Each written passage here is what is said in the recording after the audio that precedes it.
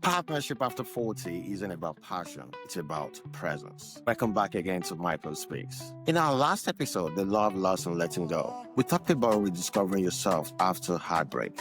But how sometimes love after 40 isn't fireworks, it's freedom. About boundaries, rediscovery, and learning to trust yourself again after you've been broken. But today we're shifting gears because some of us didn't end our love story. We actually evolved them. Marriage in the middle years isn't about starting over. It's about staying open.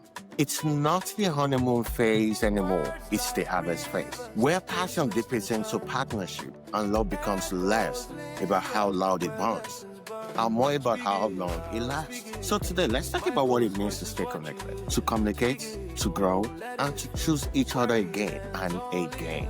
Even after life gets so busy and the spark changes shape. You know, sometimes along the way, we were sold this idea that marriage always feels like it did in the beginning. But anyone who's actually been in love for more than 10 years knows this truth. Love doesn't stay the same. It shifts. And that's not failure. That's faithfulness evolving. When you're in your 20s, you fall in love with potentials. When you're in your 40s, you love with perspective.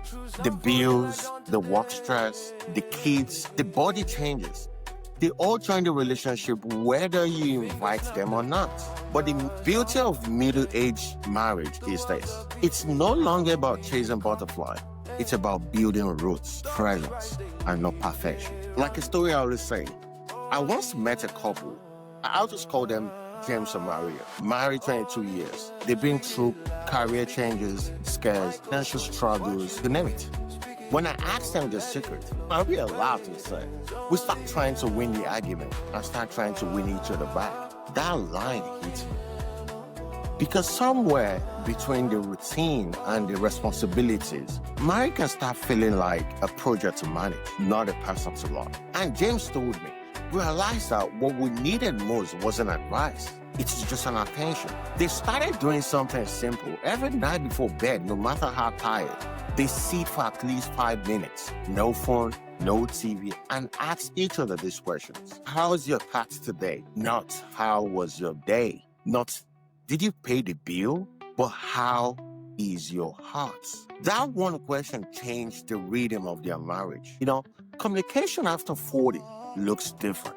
You're not just talking about future anymore. You're talking about maintenance, about staying aligned as life unfolds. But that's the truth. Communication isn't about talks more. It's about who listens deeper. You can be right and still be disconnected. You can win the debate and still lose the closeness. The strongest marriages are built on curiosity, not conclusions. When your partner speaks, don't listen to reply.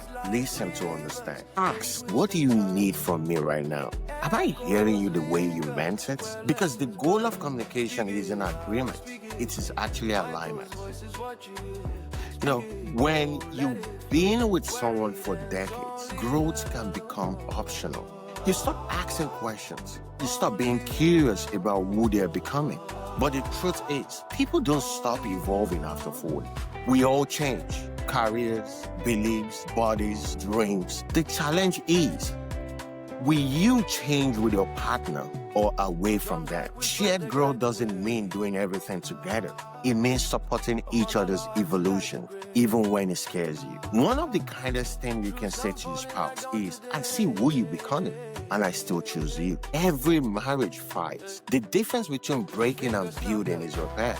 The goal isn't just to avoid conflict. It is to recover from it fast. Because love isn't proven by how few fights you have. It's proven by how quickly you return to compassion. When temper rises, ask yourself, is this argument about being heard or being right? Can I respond from love, not ego? The most healing phrase in a long-term marriage isn't love you.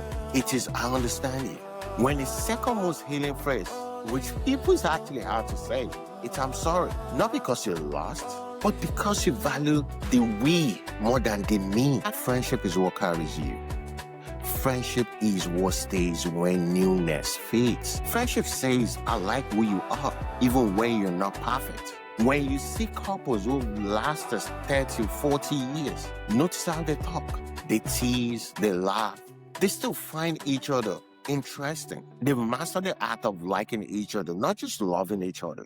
Because love is a promise, friendship is a practice. When we are young, love feels like a fireworks, bright, exciting, and unpredictable. But in the midlife, it becomes a fire in the heart, steady, warm, consistent. You might not get butterflies anymore, but you get something better, which is belonging. Belonging means being fully seen and still accepted. It's waking up next to someone who witnessed your worst and still says, I'm here. That's the quiet miracle of a long marriage. Passion fades, but presence lasts. Partnership after 40 is a teamwork with tenderness. It's not about splitting calls. It's about sharing care. When one of you is tired, the other steps up. When one of you dreams, the other holds the ladder. You realize love isn't actually about doing everything together. It's about never letting the other feel alone. That's what presence means. Passion might light the spark, but presence keeps the fire alive. This isn't something you have. It's something you build over and over again. You build it through conversation, apologies, laughter, silence, and showing up every time, especially when it's inconvenient. You build it by remembering words, basically that you're not just growing up together, you're growing up together. And when the noise of life gets loud, remind yourself that you're not just spouses, you're teammates, teachers, friends. Navigating the midlife, the middle years with grace, humor, and heart. A few months ago, I saw an older couple sitting at a cafe, 60s, maybe early 70s. They weren't talking much, just quiet reading, doing sips of coffee and exchanging small smiles. But every few minutes, one reaches over and touches the other's hand. No words, just connection.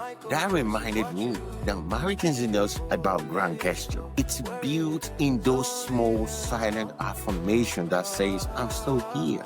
I still choose you. And I thought, that's what I want to grow into. Not perfect love, but patient love. The kind that ages like fine wine, smoother, deeper, and more appreciated with time. And this is my closing reflection. Partnership after 40 isn't about passion, it's about presence. It's about showing up even when it's quiet, even when it's hard, even when the spark is dim, but the bond is strong. So tonight, before you fall asleep, hold on to your partner and say, how is your heart today? Because that one question could open 100 doors back to closeness. But love doesn't have to feel new to be beautiful. It just had to be nurtured. This is Michael Speaks again, reminding you that love in the middle years isn't about keeping the spark alive. It's about keeping the connection real. Until next time, I'll see you. And keep on following and keep on sharing this message. Thank you once again. Till next week.